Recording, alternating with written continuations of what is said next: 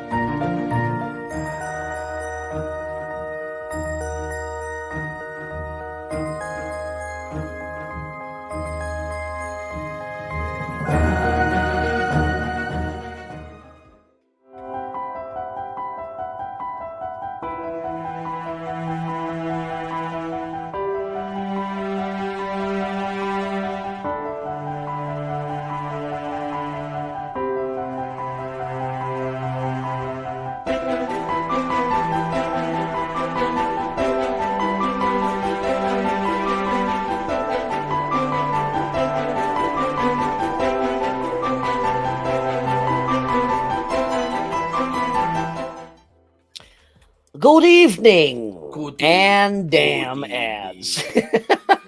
Ads. Hello, Damn ads. 3 Miles. How are you? Corporations want their pound of flesh. You will buy. Dude, let's Coke. at least get through the welcome. You will buy Coke Zero, and you will love Coke Zero. Good evening. Welcome to what are we doing here tonight? Lawfully Chaotic, season 2. Turning on our episode tags. 31. We didn't even have our tags on. I know. Our lights aren't on. We fucking are chaos in the studio. We are caught unawares. Fucking chaos in the studio. I know. Welcome to episode 31 of Lawfully Chaotic. I completely have lost my train of thought now. I have derailed you, motherfucker. All right, let's start over. Okay, you. we're gonna start over. Da da da da da da da da da. Hey, welcome to season 2, episode 31 of Lawfully Chaotic. Tonight, we're going to be discussing the bombshell news from Wizards of the Coast that they are dropping Random House Publishing as partners, and they're going to self-distribute or self-publish or whatever you want to call it. Self-destruct. Or self-destruct. Yeah. So get your rant helmets on, ladies and gentlemen, because it's going to be a scorcher tonight. Yeah. Jason, what all announcements y'all got before we start talking about them bastards up there? Now I've lost my train of thought.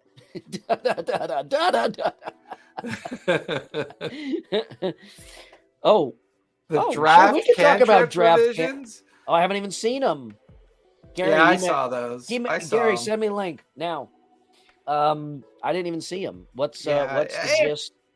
Look, I mean, okay. Well, first of all, do you have any announcements? Well, I'm experimenting with the idea of using the Discord subscription and shopping feature that they introduced as a way to kind of like help promote games and do other things. I did open up 3 new tables, one-shot table and 2 new campaign tables over on RPGclub.net. Yeah, it's the D&D Beyond Sources UA. Okay. It's so Unearthed Arcana is what they're getting. They're not even going to call it D&D anymore. They're going to call it Unearthed Arcana. They're not. It's going to be UA, United Artists. Whatever. It's stupid. But yeah, 2 new campaign tables are open. Everybody's sick. Like half my players are sick. Half my friends that I went to the event break that I took came back sick. I was just like, what the hell is what the fuck? I was like, what the hell's going on? It's a con. It's an outdoor con. You got the con cough or the con crud or whatever they fucking call it. Yeah, the con crud. The Concord. The Concord. But yeah, we got the normal stuff is going on. Cool. Check out rpgclub.net and check out the there's over 24 available campaigns to choose from. I've got a one-shot up, which is going to be a special Halloween one-shot. So that feral adult kennel cough. Yeah. So you got to leave a poop sample. It's got lots of feral fluid in there too. Medicine. It's lots of fun. Awesome. Candela finally release date November 14th. And I saw a name in the credits that looked familiar to me. Matt Mercer? Brian Weiss, you fuck. They put it in as Brian Weiss, you fuck? Yeah. I told them to. I said, you better put it in there properly if you're going to yes, put it in I there. strongly urge you to buy this product because my name is in it. Yeah, I can't wait. November 14th. It's going to be super 14th. Cool. There's a standard version for $39.99 and a limited edition foil stamp cover. I forgot who the artist is. I will find that out. I mean, it's on there. Because all I really care about is myself at this point. That's true. I'm hoping they have a PDF. I'm hoping they have a PDF version. Fingers crossed. I can't imagine they won't. But anyway, yeah, November 14th. Check it out. I am like, again, I've said it a lot, but a million thank yous to the team over at Darrington and Critical Role and Ivan Van Norman for giving my name to his team to call out of the blue after meeting me like 3-4 years ago.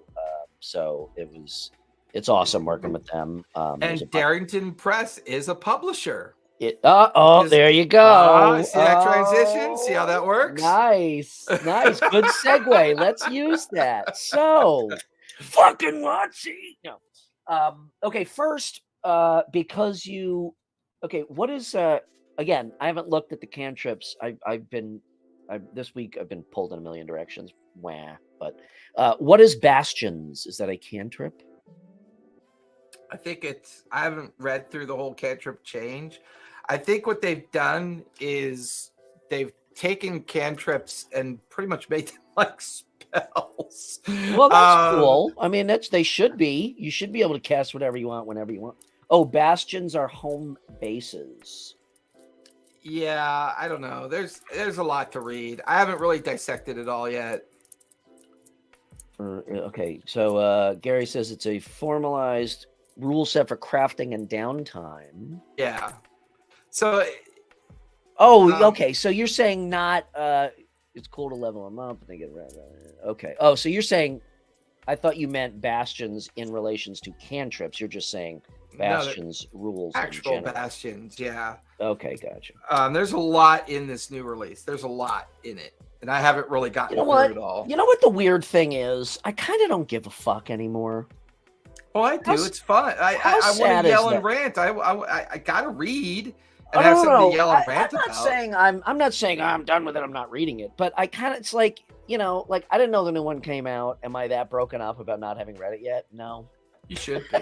Because you earn basic bastion. You earn bastion points based on what you have in your base, and you could just okay, gotcha. So it's basically like wasn't in the olden days wasn't one of the kind of end game goals was to like get enough money to build a keep. Well, but once again, and I know we're a little off topic here, but once again, it's like all they're doing is reinventing a wheel and just adding a spoke. I mean, this is something that I've been home brewing for a decade, and I have no interest in it as a source. It was definitely a central theme in 4th edition. But in 1st edition, they were, hirelings, henchmen, castles, building your I mean, they build this elaborate detail around something that I personally don't think really affects the game all that much because people are already kind of doing it. I mean, Critical Role did it in season 1 with Castle Grayskull when they created the, Castle Grayskull, and people have already been doing it. It's almost like they're trying to take something that exists and just give it like some kind of codified boundary. I don't know. It's weird. It's a weird thing to add with all the other fun things you could do with the D&D upgrade and update.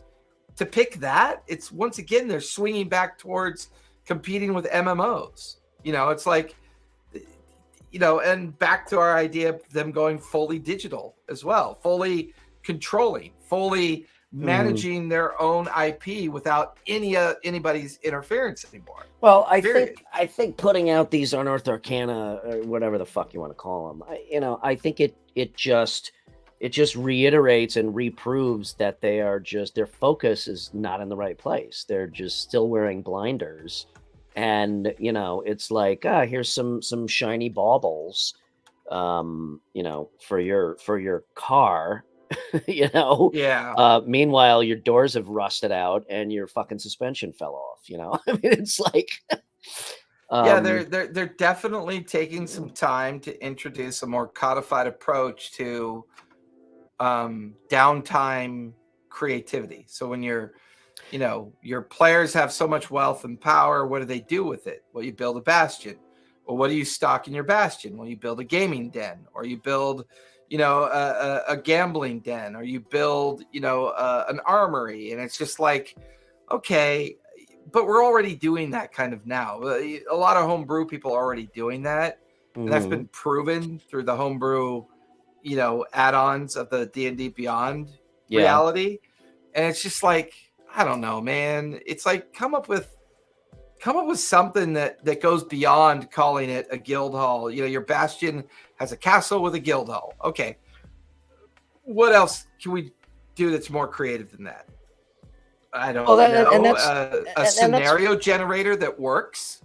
and that's my point when I say they've still got blinders on, because they're still, in my opinion, missing the, I mean, I'm not going to So say it. sum up the idea missed the mark for me, right? So we're gonna probably have two different perspectives on this transition to Mhm. in-house distribution, because that takes us all the way back to early TSR days Yeah. when TSR did its own distribution. Why are they doing it? What are your thoughts? Why do you think they're doing this? That they fired Penguin Press, or Penguin Press fired them, depending on who you believe, and they're no longer going to distribute with the big distributors. Why are they keeping it in house? To keep their fucking book prices up. Yeah, but they're going to sell less and raise the price. Therefore, they're not going to increase their profit. Have they have they made any intelligent decisions over the past 5 years? I mean, I get it, but I guess I'm kind of isolated from the book thing because I'm a digital dude. I do the See, digital I stuff. told you, and I'm opposite, because I mean, I play digitally. That's a good point too. Fewer books equals more subscriptions. Although I agree and I disagree with that, because I don't think they would cannibalize one part of their business just to pump up another one. I mean, don't think I they was would know happily how to do that. I don't know if they know Yeah. how to do that. I was happily buying both, and I was digital and print, and I was also buying both versions of a lot of the books, of most of the books. I haven't bought a new book in probably 6 months because I'm fed up with this whole fucking thing. I mean, yeah, I suppose they could do. Well, no, because part of it They were already is, doing that with Penguin Press. The third-party distributor was already doing that. yes, right. Let's do the Target Walmart. I think that they are on the route to kind of trying to become like what Games Workshop does, where they sell their stuff in dedicated hobby shops or game shops, but to really get everything in one place and really get their full line, you go to a Games Workshop official store. You think they might try another retail brick and mortar like they did with Wizards of the Coast, the original retail stores? I would. My initial answer is yes. To try to garner, to more, to have more control over their pricing, to also try to garner, like in store, community gaming and all that type of jazz. However, what I question about that is this move to want to go all digital. To go brick and mortar seems even more anathema to what Chris Cox has already stated he wants to do. So whereas I could see it making sense from their standpoint, given what they've been doing, I'm not sure they will go that route, because I'm still convinced that they want the game to be purely digital. I think what I find interesting about the conversation of getting rid of Penguin House is or Penguin House getting rid of them is the narrative, right? that narrative came into existence because clearly Penguin House is saying, Random House. okay, Penguin sorry, Random Random House, which is Penguin Press, right? Right. That's Yes. Penguin. Yeah, it is. Yeah. So Random House Publishing. Penguin Press, right, dropped WotC. And my guess is the reason why they dropped WotC is because they tried to enforce a price increase as well as enforce a lower volume of books. And when that wasn't approved, Random Penguin Casa. And when that wasn't approved, right, they're like, okay, fuck it. We'll just do everything in-house like we used to do back in the 80s, post Avalon Hill. But the landscape is so different now. Like, it is like between Cobalt Pressed and RPG Guild. I mean, they got some significant challenges, and then you have, then you have like Darrington Press. You've got all these other. You bring up a really good point there. I would actually put money on the fact that they feel that this is a way to more. Not that they don't have control over their creative, but I don't know. I think maybe they're trying to emulate all of these small publishers and kind of. And I'm wondering if jump on the momentum that these, maybe they're trying to position themselves as, hey, look, we're also, a little guy. You can like us. Well, I think, and I'm thinking if this might be a end run strategy around the OGL, right? Because the OGL forced them to take other things into consideration. But if everything's now in-house, both digitally and hardback, if all the content control for distribution is fully under one roof, does that mean they now have a new way of, negotiating their way out of the OGL? Why would negotiating out of the OGL with us, with their consumers? With the third, well, see, that's the other thing I have a disagreement with. There's a difference. What do you mean? Well, here, hold on. Negotiating their way out of the OGL. The OGL is their IP rules. Yeah, but they backtracked a lot of those changes because of how angry the third-party publishing groups became. See, the OGL fell flat on its face, not because the average consumer knew anything about what was going on. It fell flat on its face because all the third-party creators of the content that publish on digital platforms, and their own Amazon hardback publications as well, right? Well, now, if your own distributorship is WotC's control, that could change the way the landscape of that behavior of the OGL might become, because they may decide to say, you can only distribute our OGL content through WotC. Which means I don't see that changing. I don't see why. Well, if it's a money grab, why not? That seems like an awfully big. That seems like an awfully big move to facilitate that. Is it a big move because it's too smart? Is it too smart of a move for them to make? Kind of.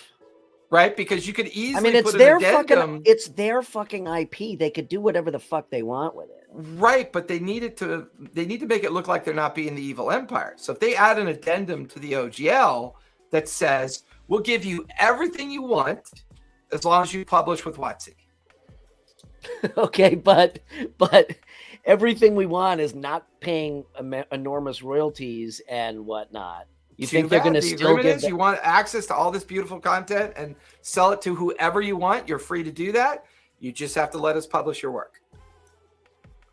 Yeah, which means take a big cut out of it. Right, which means that the Cobalt Press, the Guild, all that would be cut out immediately out of the whole thing.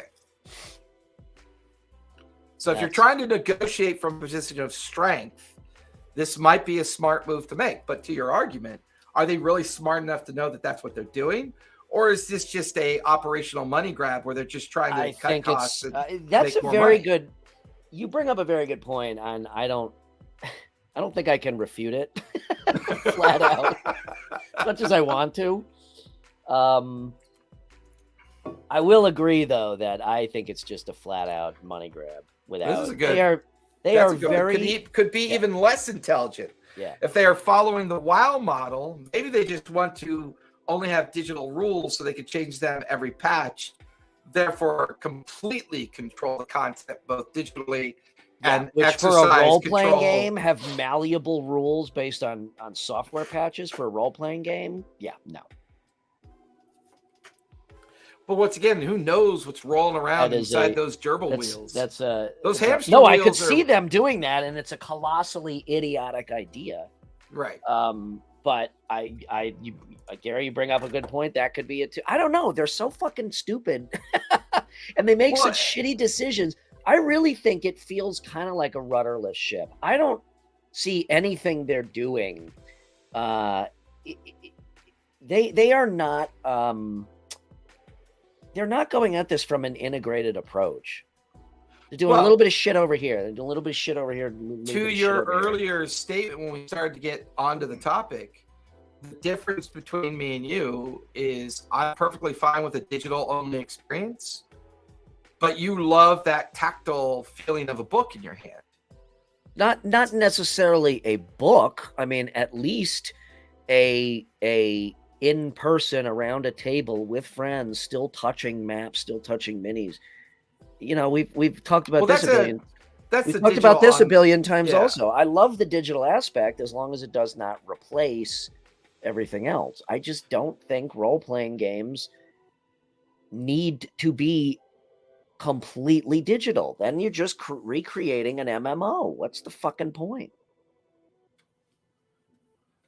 Yeah, I don't know. I've got a mixed viewpoint on it because I've become so completely comfortable with my online remote games, and because I've built my own toolbox of doing it, WotC's choices don't even come into my reality. And that's totally cool. I'm not knocking you. If that's I don't know if that's cool or not, to be honest. If that's the way you want to run a game, I don't have a problem with that. I'm just saying you have the option, you know? But I don't even know if I view it as an option anymore. Why? Because I don't care enough for it to be optional. It's kind of like your statement about the UA. It's like, oh yeah, the UA's out. Who gives a shit? It's just another 30 pages of nonsense. Kind of. I'm kind of becoming that way about the argument about an only remote environment. I'm like, well, I've got access to 24 million people remotely. I've got access to 50 people live. I guess when I say all digital, I'm talking beyond just remote play in front of the camera. I'm talking, you know, his desire, Chris Cox's solution, digital content. Yeah. Right. So I'm no longer looking at you across the table or even across the video screen like I am right now. I'm looking at your avatar on a screen. Well, I could be playing World of Warcraft and accomplish the same fucking thing. True. Well, it's true. That's what I mean when I say digital. I'm not talking about remote. I view those as two separate things. I think remote play is fantastic. I don't think that should ever go away. So what's interesting is whenever I go to D&D Beyond now, right, and I look for certain pieces of content, it's like I now have to go to the View All Sources tab because there's certain things that they've labeled. Like I think it's Mordecai or Xanathar's Guide to Everything, right? Yeah. Which is now Legacy. Right. I will say that is a little weird for me. Like, I don't understand their fixation on sunsetting content that can be used forever. Like, I just don't get it. Like, it's so the same. weird. You know what? It's the same thing in the comic book world. Okay, I've collected comic books. Most of my, 1986. I was 16 years old. No, 1984. 14, 15 years old, something like that. My first comic book, I still remember, it was Alpha Flight number 26, and I still have the same book, the actual book that I bought. Over the years, I've seen, Marvel and DC duke it out. I've seen Image and Valiant rise to redefine the market and the speculation and the multi-cover and zero issue and half issue. And then I've seen Marvel and DC glom onto that to try and keep up. And now when I go into the store today, you know what the new trend is over the past few years is not only multiple cover variants, which everybody fucking does now. Right, right. And there's For a collection point, purposes, right, right? But there's not 1 or 2 or 3. There's like 10 or 12. right. Okay. So there's not only that, but they keep, like, I'm getting a little nerdy here, okay, but it all there's a point. Imagine that. Imagine that. But like Miles Morales Spider-Man, okay, it came out number 1. It made it up to, I don't even fucking know, 30, 35, whatever. Somebody correct me. I'm sure I'm wrong. But what they do, they restarted it again back at number 1. I'm like, what the fuck? This was 25 issues in, and they've now restarted it over at number 1. And they do that all the fucking time. 10 issues, 11. And it's not a limited series like one of 12.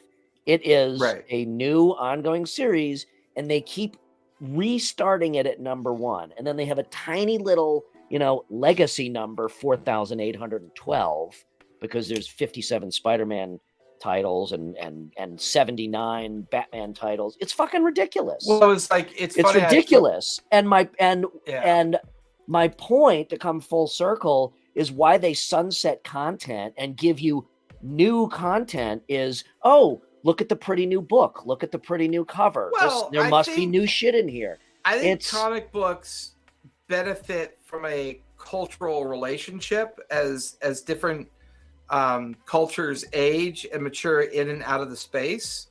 And I think comic books are a little bit more sensitive to that than a game like D&D or Warhammer or whatever. Fair point, but the timelines I'm talking about is compressed. It's not even generational unless you consider, year by year generation. I need shiny. Yeah, basically. Thank you, Colin. You said in 3 words what I said in 3,000. Right. I need shiny. I need shiny. New book. That's why they do it. And then, this is now legacy, and it's like fucking Magic the Gathering, Oh, well, for the tournament players, like, oh, fuck, you just legacy-ified everything. Now I got to go out and buy 3 new cartons of, it's a fucking money grab. Yeah, it is. I mean, they've proven time and again that they are well under the, the corporate mindset. But I'm wondering if, like, and over, it's, how can we monetize this? He said we need to monetize the shit out of this. And in my opinion, they are basically throwing spaghetti noodles at a wall and seeing what sticks and just reacting to that and reacting to that and reacting to that. Well, yeah, I mean, I think if you look at the completely out of date and yeah, right. At least Games Workshop has a cohesive, focused path and goal. I don't fault them for that. They're just greedy as fuck. Right. They run their business well. Their cohesive path and goal is to reach into your pocket and take all your money all the time. Exactly. Yeah. I wonder. WotC wants to be that, but they're a bunch of chickens with their fucking, heads cut off running around. I wonder if what's going on at WotC is culminating into an identity crisis. You have a lot of potentially creative creators working for a corporate overlord. Creative creators. Working for a corporate overlord who's like making some really rudderless decisions. Mm-hmm. But they're capitalizing on an economy that's kind of like trapping people in certain ways. They're capitalizing on things in such a way that if you really want to get full control over all aspects of your IP, you bring it in-house. And what I think is interesting, when we were reading some of those articles, there wasn't much mention of leveraging Hasbro. So another popular or another potential outcome of bringing everything under the WotC umbrella in its entirety is it's a lot easier to sell that company. Yeah. So they could be hedging their bets on trying to get bought out. And it wouldn't surprise me. Yeah, exactly. Yeah, just like FG, better basically, designers, developers are just leaving and creating their own games. I agree with that 100%. This is all like they're all these are reactive, bailing out the ship with buckets with holes in them. Yeah, in my opinion, I would agree 100%. And I think where where we got to be careful is the emotional diatribe that we find ourselves wrapped up in because we love this game so much, but we also love the community a lot, and we love watching people get inspired by it, and watching, like when I get a ping from one of my players that says, "Hey Jason, can I kill something tonight in our game? I've had a rough week, and Yeah, totally. I need you, man. I need you to be there for me tonight." I'm just like, there's such a unique relationship to a hobby and to a game and to my newfound profession of playing this game professionally, that when I look at what WotC is going through, it feels like the other side of the growing pains. Like they've missed the ship, and the ship has sailed on, and they're like, okay, what's our best option? Our best option is to make ourselves viable or even sellable at this point, because Hasbro is going to tank. And we've already seen the new profit numbers come out for D&D Beyond, or for WotC, and they're awful. They're bad. And when you take those profit numbers and align them with the growth of the overall industry, they're even worse, because the industry itself is still growing in leaps and bounds, but yet you have profit margins and profit taking that are on a steady decline with WotC. You know, their MTG has been doing horribly. D&D Beyond is a technical disaster, no matter how you cut that butter. Here's my take on that. I agree with you, everything you just said. In my experience, you know, in having been in advertising for so long and seeing clients and companies. By the way, I'll level set this right now. I level set my knowledge of advertising with the documentary called Mad Men. That's what I do. Pretty accurate. Just like the documentary Idiocracy. It's all there for you. Yeah, exactly. That's Idiocracy is not a documentary. That's historical records. Yeah. That moved from documentary to to time capsule. No, this is so, you know, I've seen my fair share of large companies go through these growing pains, and you know, you get these companies that are at the pinnacle of their niche, of their sector, whatever that is, right? And it's up to that. It's theirs to lose at that point. Okay. And I'm not saying they have shitty products. I'm saying they lose their way, and more often than not, they have bad leadership. Okay. Who's making the wrong decisions, either short-term reactive decisions, or decisions based on personal wants, both of which I think WotC is guilty of. WotC leadership is guilty of.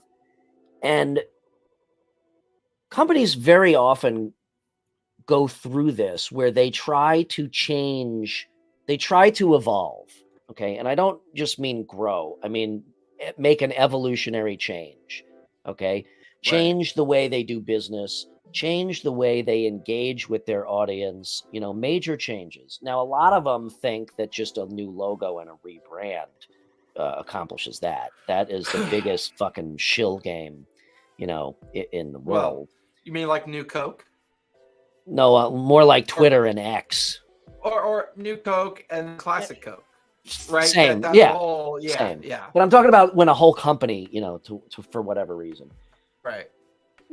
But a lot of companies also, they go through this, they realize, okay, we're at the peak, but there's all these other companies, Kobold Press and Darrington and all these other companies and, Paizo, that are climbing the mountain right behind us. Right. I think it takes an exceptional leader to be able to make that transition happen successfully. Okay. Look at Steve Jobs with Apple. All right. Right. Now, I mean, I'm not saying that Apple is, that it can do no wrong. They do a lot of dumb shit, even though I have spent multiple tens of thousands of dollars on their stuff, and I will continue to do so. I mean, I am fully immersed in the Apple ecosystem. But you remember the garbage. Okay. You remember the spot that Apple was in when Jobs took over back in when was it? 96, 97, 98, something like that. The main reason why I could never get into Apple products and this is going to blow your mind because it's so inconsequential. When I watched that movie, Silicon Pirates, Yeah. or Pirates of Silicon Valley, Yeah.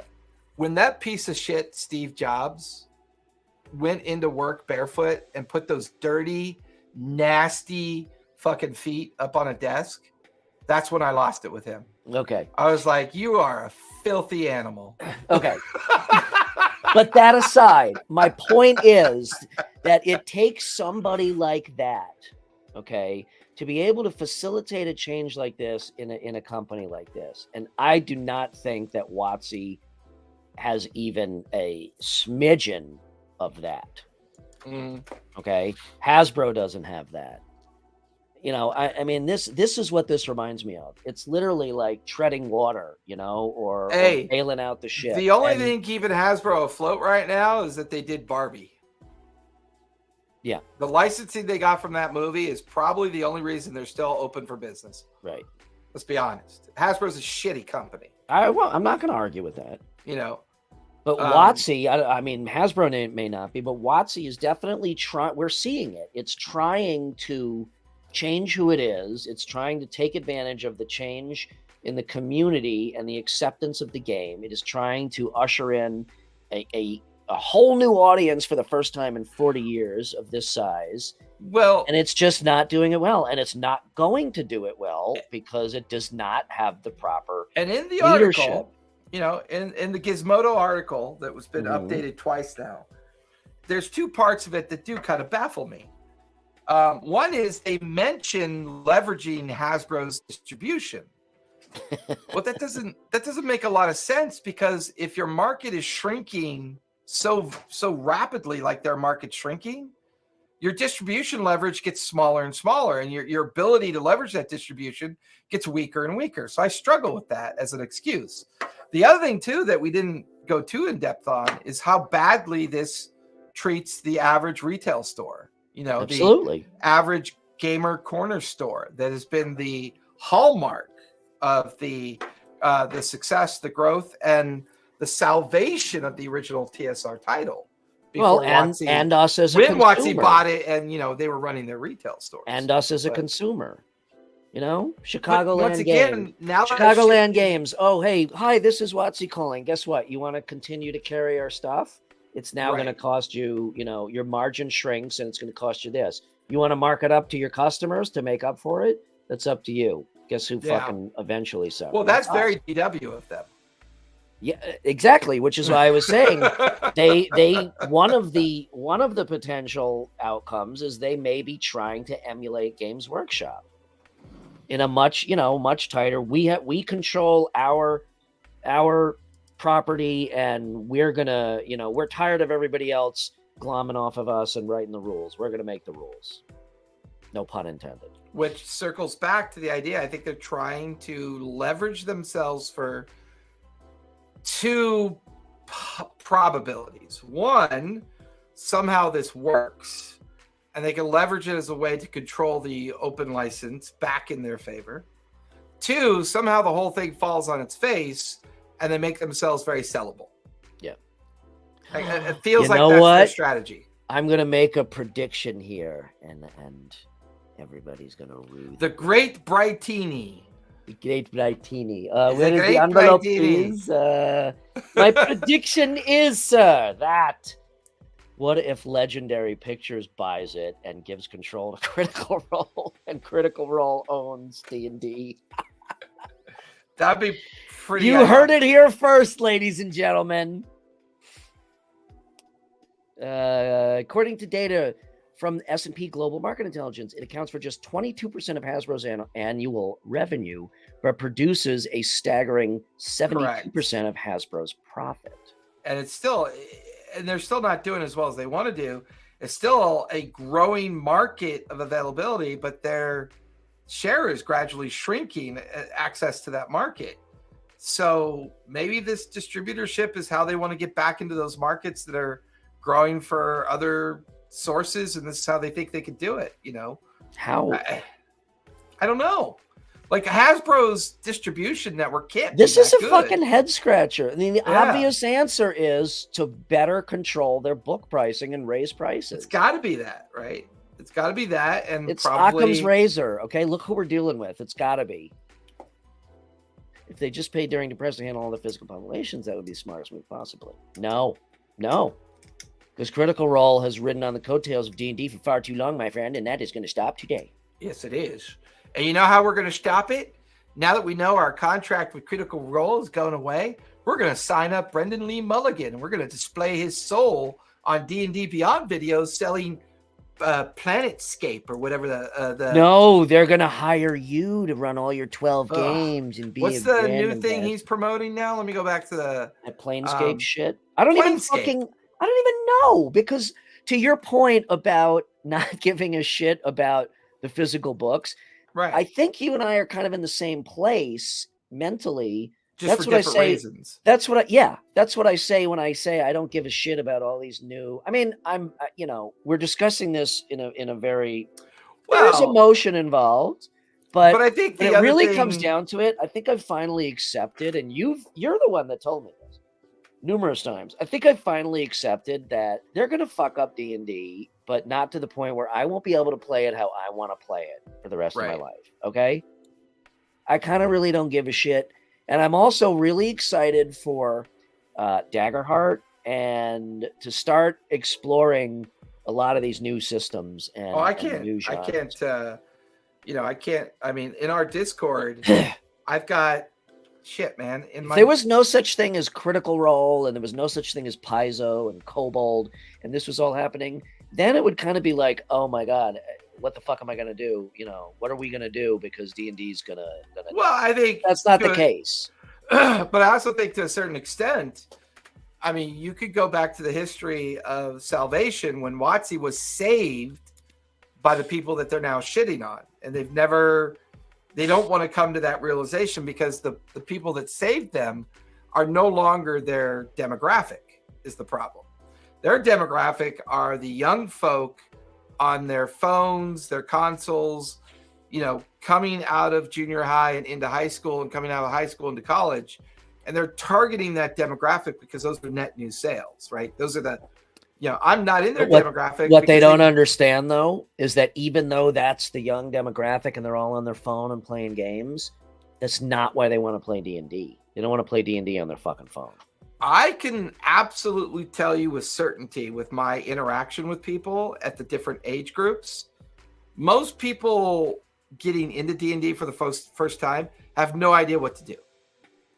The easiest way to get to that demographic is to put an app on their phone and make the pitch. So the digital relativity of that particular demographic becomes a lot easier of a platform to influence and kind of guide them towards the nostalgia of the book. Yeah, it's a funnel to get them into the hobby. I don't fit that demographic because I don't need to buy anything from them. But to be able to run even a new player, after they play a handful of times, I bet they would much rather play with a real table and looking at people and play a role-playing game, not just play a narrative version of WoW. That would be my guess. I don't know, man, because sometimes I go back and I check my fucking Rolodex in my brain pan. You should fire him. One of the things that I always found interesting about all my MMO experiences that I had is there was always at least a handful of servers that said RPG only. Yeah.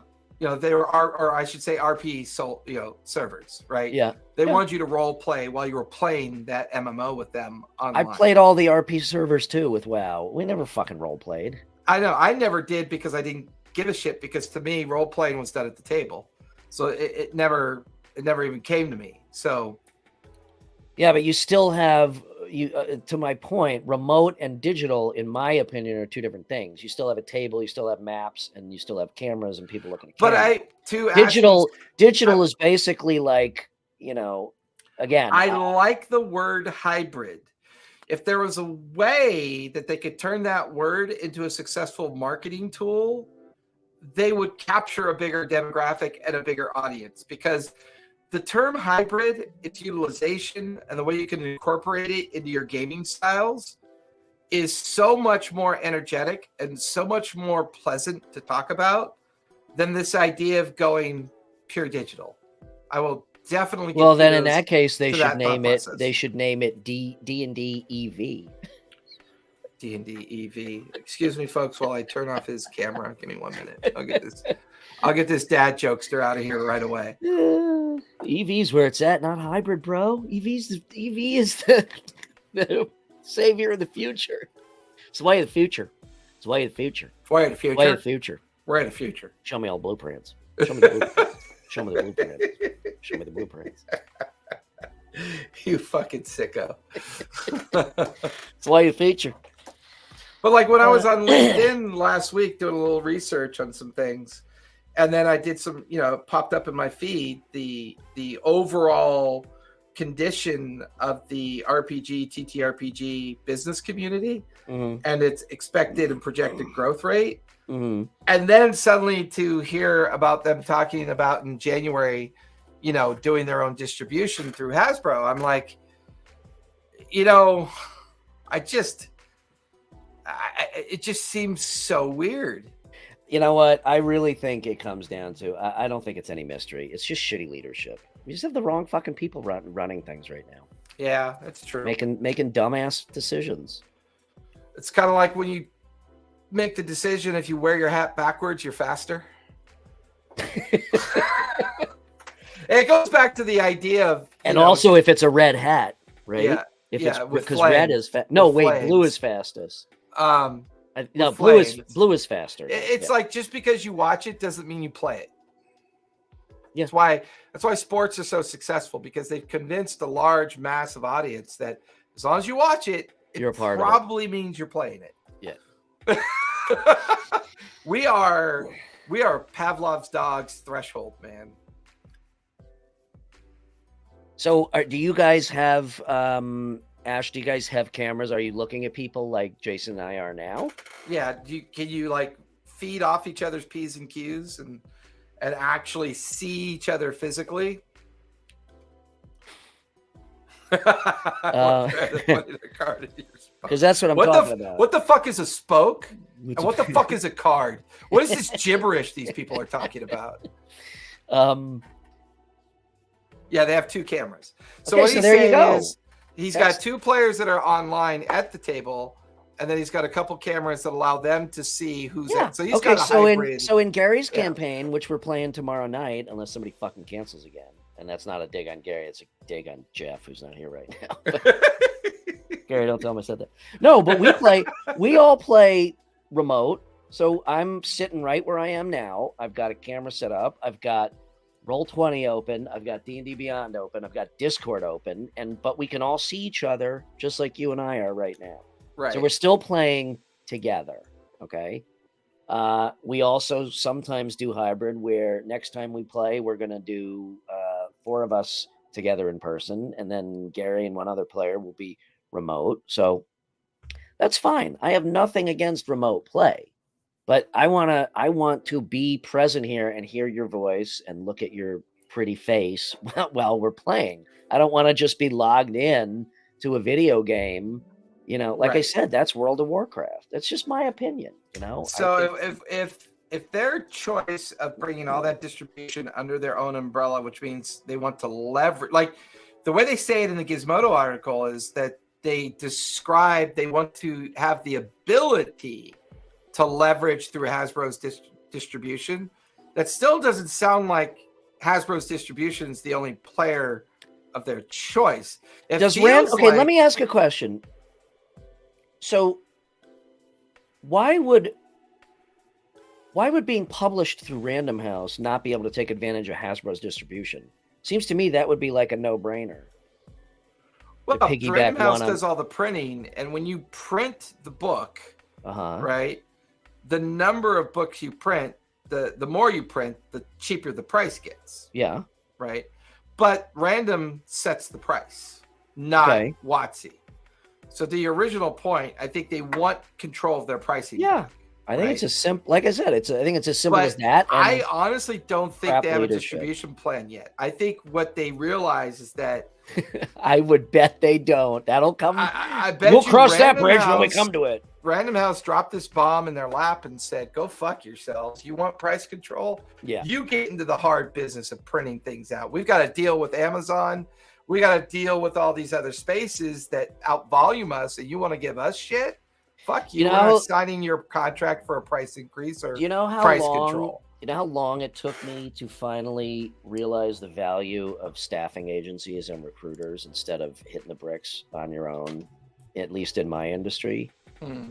Like 30 fucking years. Because it was always, you start off in a business and, you don't want people taking off the top, obviously, yada, yada, yada, this and that. But man, I've never been happier in my career than when I stopped looking for my own work. Right. In the agency world. I'm not talking about clients. I'm talking about like contract gigs, long-term contract gigs. The value they provide is well worth the cost that it costs me in the back end. So I agree. I think they're gonna be like, oh fuck, we didn't think this through. Distributing, publishing and distributing. Good luck.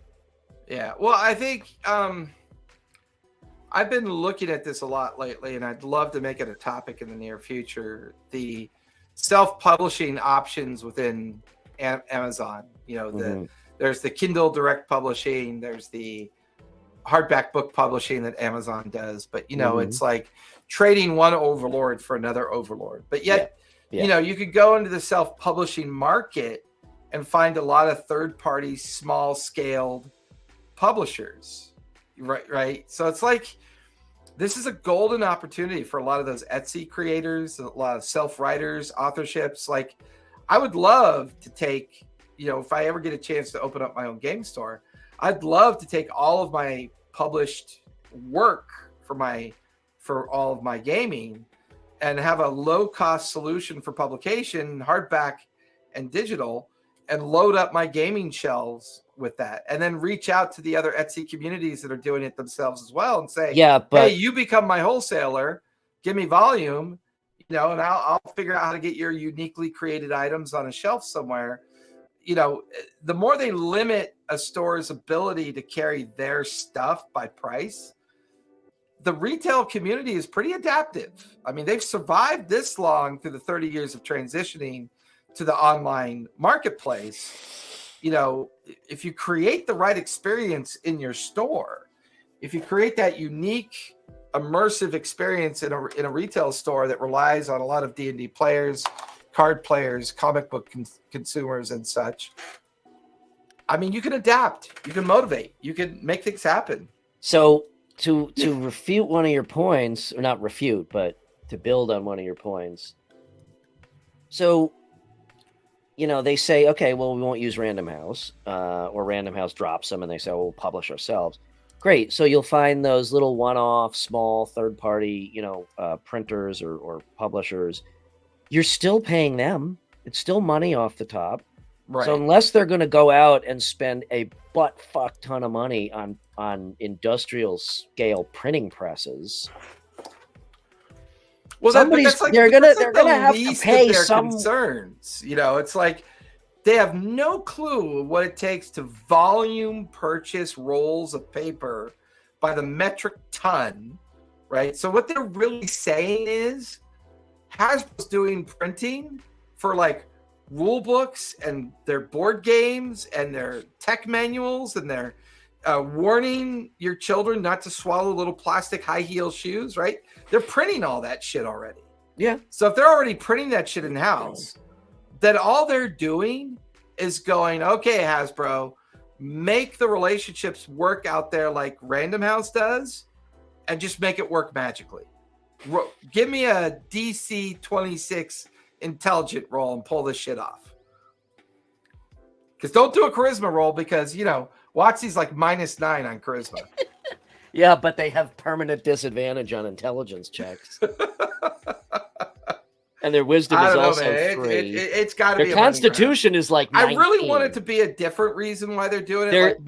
But it's... Hey, that's a good point. So if WotC was a D&D character, okay, here's my score. It'd be undead, first of all. It'd be a lich. So I would say their strength is like a 17.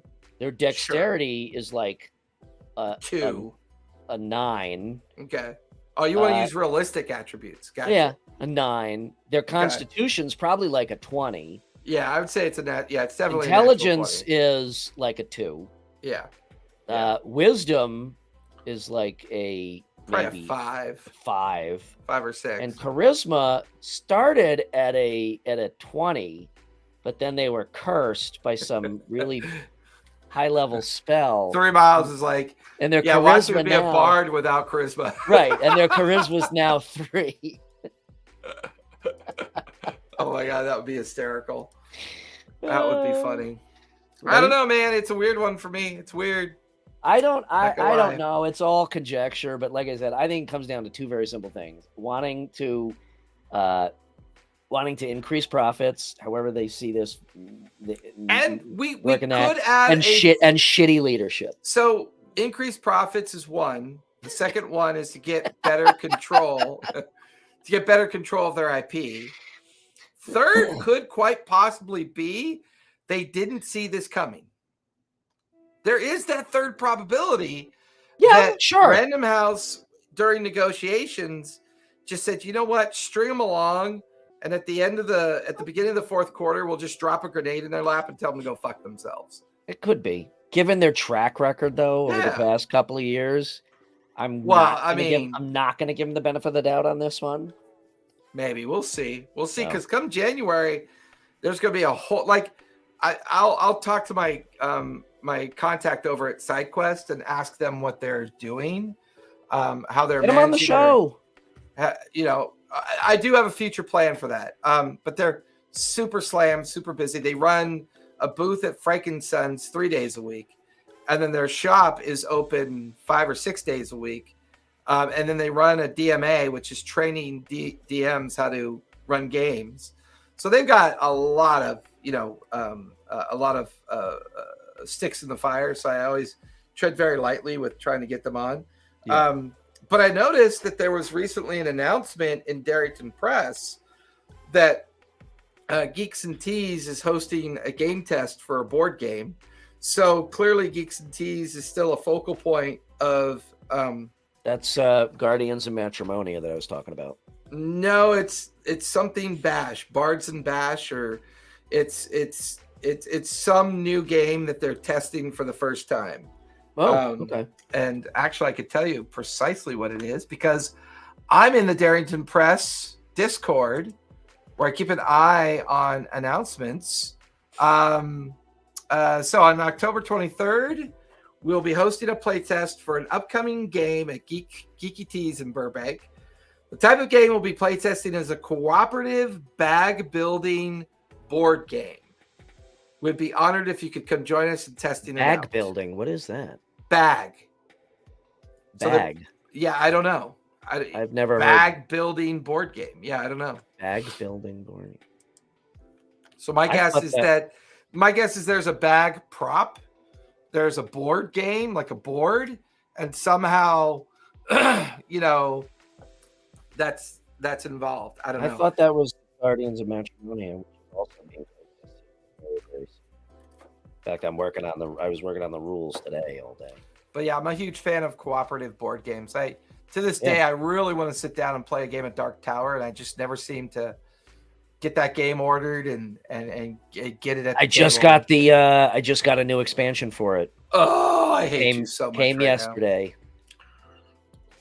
If it wasn't for the fact that I know for a fact that you have Zombicide boxes never opened, it makes me hate you less. Because you got a fucking problem, sir. You got a problem. No, all of my Zombicide boxes are opened. They're just not played. And I'm looking at my Gloomhaven box. That one has remained unopened for 2 years. This is why my wife has threatened to castrate me. She's like, yeah, castrate you? She should whore you out as a prostitute. Take some of that money back. But a couple games have risen to the top for me, and Dark Tower is definitely one. Yeah. So I just got that new. So now I have 2 expansions for it. You know, we haven't done a review of Dark Tower yet. Maybe we need to do that before we go on holiday break, if we have time to slip it in. We could do that. Because like an actual review, like showing the things. Yeah, I think a comprehensive review as well as a interpretive review as one of our board game reviews. Because I haven't been overly thrilled with some of the board game releases lately. Not quite my wheelhouse. There has been a little. I actually, it's interesting you say that because I feel the same way. Dice Throne is another one for me. Dice Throne is a good one. Yeah, I like that. In fact, that one. they just started a Kickstarter for Dice Throne for X-Men Dice Throne because they did Marvel, which I have, and now I got to buy X-Men because Dice Throne. Cthulhu: Death May Die. There's a Kickstarter in progress now for another season of that, and then there was one more. Oh, and Zombicide. Those are like my 4 cream of the crop games. Although Zombicide, I skipped these last 2, I think, because they're just I don't have the space and I can't afford them anymore. Yeah. But anyway, I will say so in the Kickstarter space, I will say I've been looking at Frosthaven, which looks pretty cool. Yeah. Where's the other one? I'm not buying that because, like I said, I haven't even opened Gloomhaven yet. So right. Yeah, there's been. I'm not going to say certainly not like crap has been. I don't know what I'm but looking it seems for like there's in a a board little game bit anymore. of a dip. There's a little bit of a dip, I think, in the. I always felt Clue was an amazing cooperative game, way ahead of its time, and gave you a lot of really fun interactive opportunities to play that game. There's a critical role. There's a critical role version of Clue. Oh, I know. Yeah. But I do find myself gravitating more towards cooperative games. I think. Yeah. Oh my God, that was the best show in the world. Yeah. Geek and Sundry dumped and. Talk about imploding. They had an amazing game or amazing show on Geek and Sundry called Tabletop Games. Yeah. And every week it was a review of a new board game. Yeah. Or tabletop board games or something like that. I see them every now and then, but Geek and Sundry technically barely exists anymore. I know. But it just they hit their full stride, and boy, did they miss the boat. Another example of tone deaf and not paying attention to what's going on, man. Geek and Sundry? Yeah. I think there may be, I'm not going to make any judgments on that because I think there was some behind the scenes stuff that we probably don't know about. Oh, I'm sure there was, but that still doesn't excuse being tone deaf and taking certain opportunities at their face value. But holy shit, we did it again. We burnt through an hour. Well, it sounds like we've got some topics for upcoming shows. I think we'll definitely look into Dark Tower. Okay. I know that we've been looking into getting Marsman potentially back on. Yes, I think. I know he's got a new printing business that just released. It is sculpts for 3D printers. Sculpts for 3D printers. Yeah. Yes. I think he's going to maybe be on the show on November 15th. So we have to finalize that. That may be our. That's our last show. Yeah, that would close out season 2. Yeah. Right. So the week before Thanksgiving will be our last show for 2023. And then we codified that we are back the second week of January, I think. Right. We said either the 11th or 8th. No, the 18th. I think we said the 18th, right? We could rediscuss that because now the trip that I thought I was going to take is not happening. So we could start even the first week, but maybe the second is best.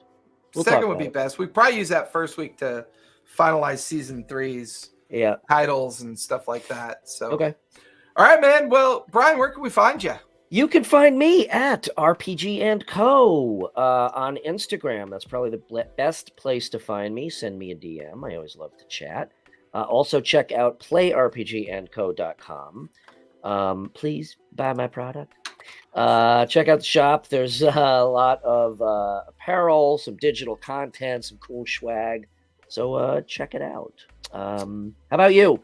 Head on over to Twitch at TTT RPG Academy and take a look at my abouts, and you'll find all my social links and Discord and everything that you can find me at. Other than that, hey, TPK, Tell a story play a game and be kind. be kind. Good night, everybody. Thank you for joining us, everyone.